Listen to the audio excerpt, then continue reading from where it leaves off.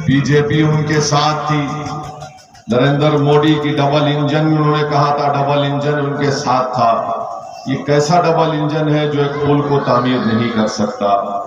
फिर उसके बाद नीतीश कुमार ने मोदी जी को तलाक तलाक कह दिया और तेजस्वी के पास जाकर कहा कि आओ निकाह कर लेते हैं। उनसे निकाह कर लिया तो नीतीश कुमार ने विधानसभा में खड़े होकर कहा था कि हम मट्ठी में चले जाएंगे मगर मोदी के करीब नहीं जाएंगे।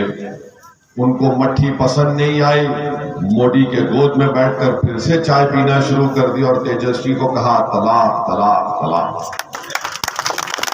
आप मोदी से नाराज हुए तो फिर इधर चले गए।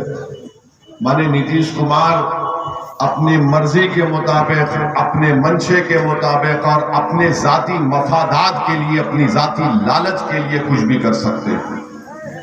और सीमांचल को आप देख रहे हैं कि सीमांचल एक फुटबॉल बना हुआ है, एक फुटबॉल बना हुआ है। और जो सीमांचल के नेता हैं जिनको आप वोट डालकर विधायक बनाते हैं, सांसद बनाते हैं, जब वो पटना और दिल्ली पहुंचते हैं तो ऐसा लग जाता है कि उनकी जबानों को लखवा हो जाता है, गूंगे हो जाते हैं, अंधे हो जाते हैं। जब चुनाव का मामला आता तो सीमांचल की तकलीफ याद आती है और जब चुनाव जीत जाते हैं तो पटना जाकर सीमांचल को भूल जाते हैं। मैं सीमांचल की जनता को ये पैगाम देने आया हूं कि कम से कम अब की बार आप ऐसे लोगों को अपना विधायक बनाइए, एमएलए बनाइए, सांसद बनाइए, जब वो पटना और दिल्ली पहुंचेंगे तब भी वो आपकी तकलीफ को अपने सीने में महसूस करके अपनी जबानों से आपके इंसाफ की लड़ाई को जारी रखेंगे। ये आपकी जिम्मेदारी है।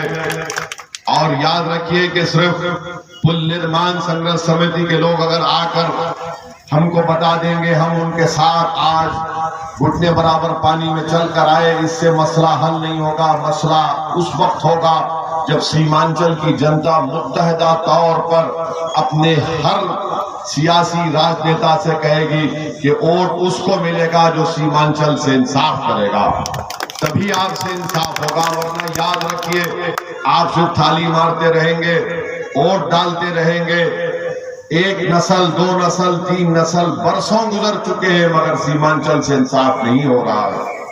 मेरे अजीज दोस्तों और बुजुर्गों, आपसे हम गुजारिश कर रहे हैं कि आप संजीदगी के साथ इन हमारी बातों पर गौर करिए। हम सियासत नहीं करने आए हैं। हमने जब बिहार में मजलिस इत्तेहादुल मुस्लिमीन की शुरुआत की 2015 अगस्त में किशनगंज के उस मैदान में हमने जनसभा की थी।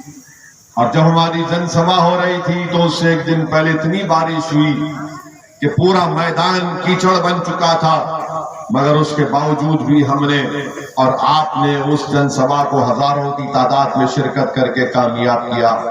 मैंने उस वक्त भी कहा था और आज भी दोहरा रहा हूं कि हम सीमांचल की लड़ाई इसलिए लड़ रहे हैं कि सिर्फ वोट लेकर जाकर आराम से विधानसभा या संसद में ना बैठ जाएं।